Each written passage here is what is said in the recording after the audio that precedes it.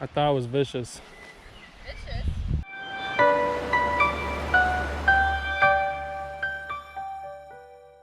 What is up, everybody? It is your boy JH Captured here, bringing you another video in the Nordic Trek series with video number 9 today. Today, we'll be checking out the Open Air Museum, also known as the Frilandsmuseet, and we will be diving into vernacular architecture and thatch buildings.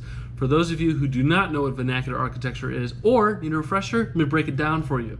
Vernacular architecture refers to the style of buildings that are designed and constructed based on local needs, available materials, and reflecting local traditions, often without the involvement of formally trained or licensed architects. It is a very pragmatic approach to building, deeply rooted in specific context of a region and its culture. Without further ado, let's hop right into the video. So today we're going to see an open air museum. So we're in the Open Air Museum, the Frilandsmuseet.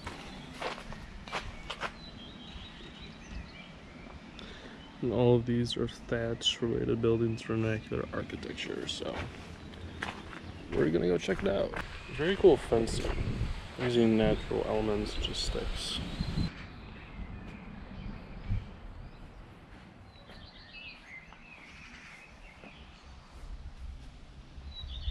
Okay, this is more updated. You got bricks, brick floor, low ceilings though, very low ceilings. This would not be satisfactory for me. So it looks like this is how they made their walls. Beams on the outside, larger sticks in the middle, smaller sticks woven in between the sticks, covered with, looks like mud and straw, and then smooth to a finish. And then painted on the outside. Doesn't look like it weathers very well. Oh boy, look at these walls shifting. This is, wow, look at that foundation. It's crazy. Look at the structure that these houses, these buildings are laying on. Look at the amounts of stone that are laid almost in a precise attempt to get a flat surface. Remarkable. Now that's awesome. Windmill. Alright, let's talk about this building. Okay, obviously the foundation isn't square, but it's a close attempt. Paint, different used, different materiality. A roof connection, not sealed obviously. Not even a mud attempt. Windows placed in the wall. Looks like rebar was twisted to make an effort to make it stronger. Alright, let's get you some grass here.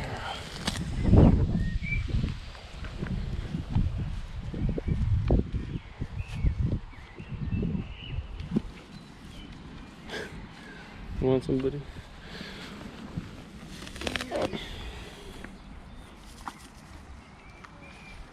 There you go.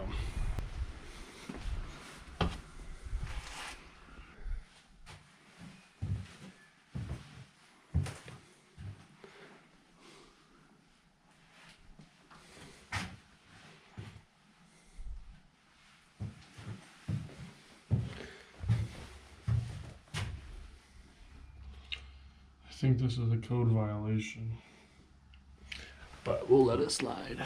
I feel like if you were a tall man living in this generation, you would have an extremely hard life. Because not everything is built to your height, it's built to everyone else and their average height. Looks like a giant playpen for either kids or to keep livestock. Wow, this is neat. Look at this. This is incredible. It looks like poison ivy down there. So I'll take a look through.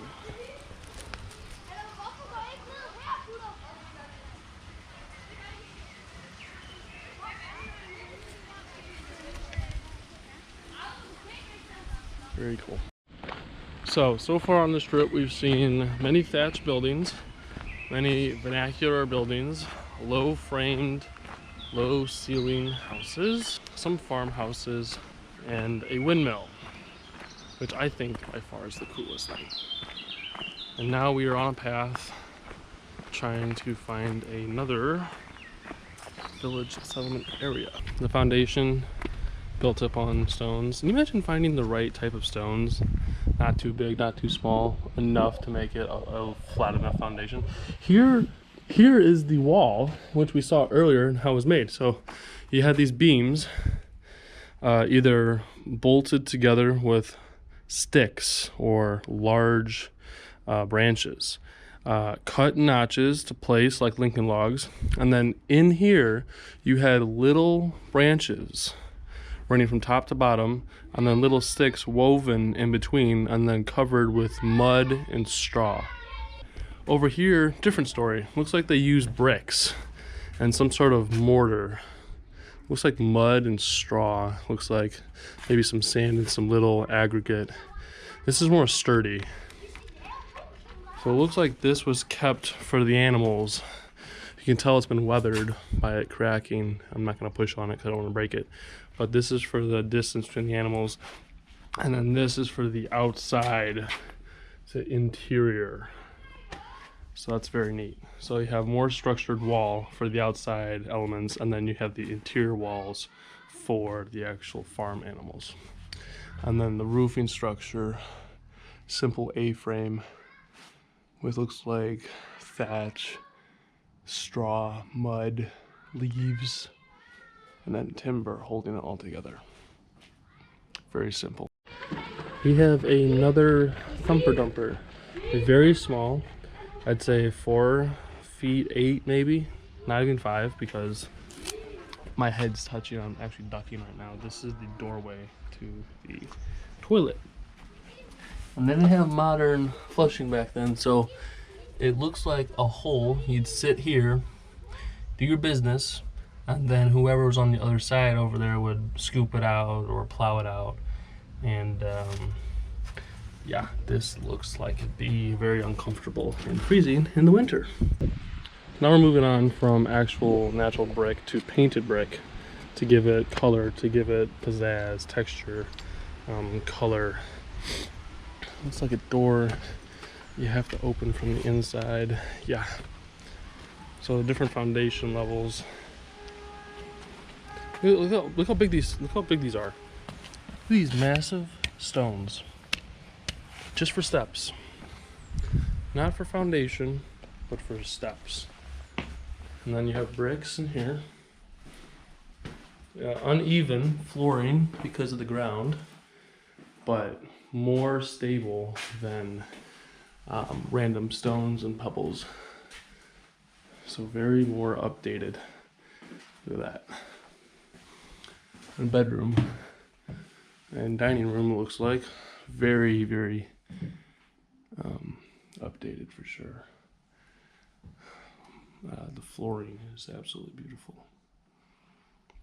The threshold, the wearing of the paint, and I can actually stand in here. Now this looks like the 7-foot ceiling, 7'6" maybe. I wouldn't go 8. I mean, 8's pretty gifted. But yeah, beds, candlestick, you know, no electricity. Everything looks like it's been made or crafted to fit the users of this home. So let's keep moving on. So one thing I noticed about the stairs is that modern stairs are actually cut on a diagonal with a diagonal shape in the log. These, however, are cut with slits from the back exterior, and they're slidden in and then bolted to the actual wood. Very neat element. Alrighty, let's check these out. Okay, so one thing I love about this house specifically is that the foundation is all rocks. And the actual timber in the wooden structure is not perfect. And that's beautiful because the bricks and the wall is conformed to the bricks. You can tell right here that this wood is curved, and this brick had to be cut or masoned out to fit the curvature of this wood. Since it's not a straight beam, it's not factory made, everything isn't perfect, so they had to conform to the actual structure of the house. Like this window right here, it's not a perfect square, it's a rectangle, And there's a crack, and it looks like it was filled with mortar, and it looks like bees actually made their nest in there, and then this is all mortared around. So this doesn't look like a perfect square either. It's pretty close. Simple 2x4 glass, and then caulked in or mortar. I feel like this has been updated for sure. But yeah, very neat. This is a farmhouse. Wow, look at the roof on this. Wow, that is some serious poofy thatch. So let's just talk to some locals.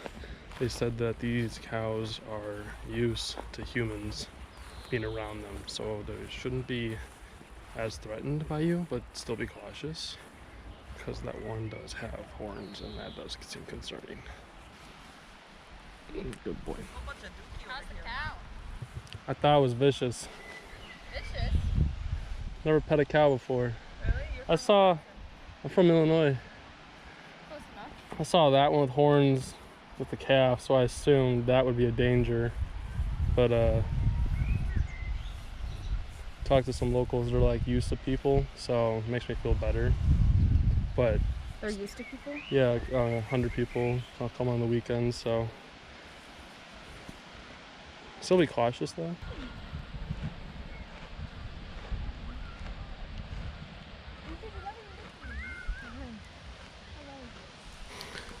Cool. That's a nice window. Elegant.